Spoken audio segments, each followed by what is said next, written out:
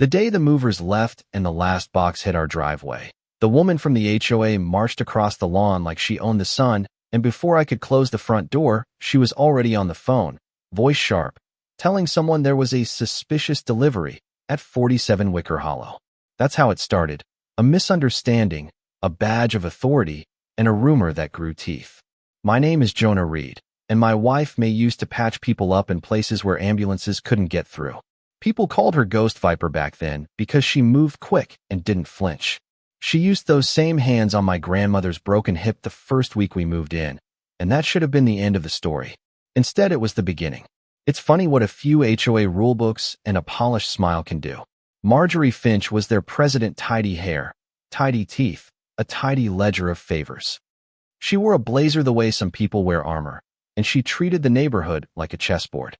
At first, it was little things. A notice slipped under the door for a landscape violation, a fine for an imaginary fence, a complaint filed about a mailbox that had been there for 20 years.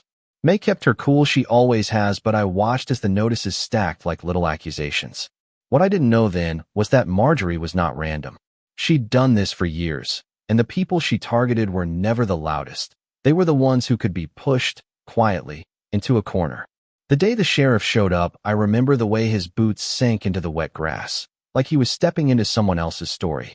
Marjorie stood on our porch, perfectly offended, and pointed at boxes labeled with nothing more threatening than medical supplies. She didn't see the brand new coffee maker or the framed photograph of my dad. She saw leverage. "They've got gear," she said to the officer, like she'd already written the headline. The officer glanced at May, saw the faded patch on her jacket, a tiny emblem from a unit nobody in our cul-de-sac could place, and the room shifted. An accusation became an apology, curiosity into respect. That little emblem saved us from a charge that never existed, but it didn't stop Marjorie. If anything, it intensified her focus. What tipped the scales wasn't anger so much as the way May tracks things: methodical, patient, a kind of tenderness disguised as thoroughness. She started keeping a journal, dates, times, exact wording from notices, who signed them. I thought it was excessive until I watched her with the town records, asking for HOA minutes, for old budgets, for the ledger entries that should have been public. When she came home with stacks of photocopies and a name circled in red, her face was quiet in a way I recognized from combat zones, focused and a little far away. "Jonah," she said that night, "look at this. Finch set up a nonprofit, the Hollow Heritage Fund, and she's routing HOA payouts through it." Paperwork became a map, and the map led to patterns. Inflated contractor invoices, sudden property foreclosures, targeted fines that lined up with deployments and family crises. It wasn't random cruelty. It was a system. We tried the normal things first. Letters to the board, recorded phone calls, a polite demand to see financials. Marjorie would smile and send us another fine.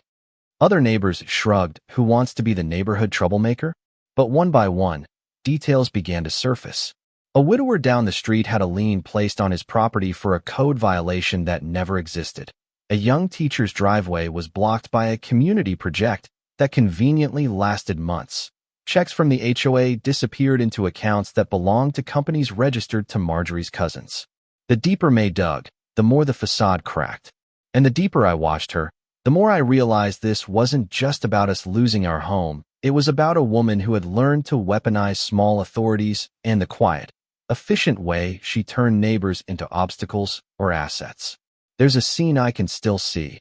An emergency meeting at the little community center, fluorescent lights humming, folding chairs set in rows like a small-town courtroom. Marjorie arrived with brochures and a guest list of supporters, her voice all concern for community standards. She began to speak polished, rehearsed about safety and the importance of preserving property values. May walked in with a binder clutched to her chest, and if you'd known her only by the binder, you wouldn't have guessed what was inside: receipts, bank deposits, contractor signatures, copies of checks. She set it on the table like a quiet bomb. "We have the financials," she said, and there was a hush. She laid out the pattern: the Heritage Fund, the shell companies, the diverted HOA fees. She read names, read dates, read signatures. The air in that room got heavier by the sentence. What followed was a kind of controlled chaos. Marjorie went on the offensive, accusing May of harassment, the very thing she'd been doing to others. She waived petitions, cited arcane bylaws. She had a way of turning logic into fog. But what she couldn't manufacture was the ledger, and what she couldn't stage was the testimony of those she'd squeezed. The widower spoke first, voice shaking, about notices that arrived the day his wife's funeral ended. The teacher showed bank statements that didn't balance. An elderly couple produced canceled checks to a contractor who had never fixed their roof. One by one, people who had been silenced found a reason to speak. The room that had felt like a bound book started ripping at the seams. There was a moment cinematic, ridiculous, perfect when Marjorie tried to salvage the evening with a bit of theater. She rose to her feet, palms open, voice sweet as molasses. "This is a witch hunt," she declared, and she smiled at the older ladies in the front row like a queen bestowing a blessing. May leaned forward, and for the first time in public I heard her voice carry, soft but resolute. She told a story about a neighbor who had nearly been evicted because of a bogus fine, about a father who couldn't afford legal fees after Marjorie's liens, about nights spent worrying whether the next letter would say their house was theirs or not.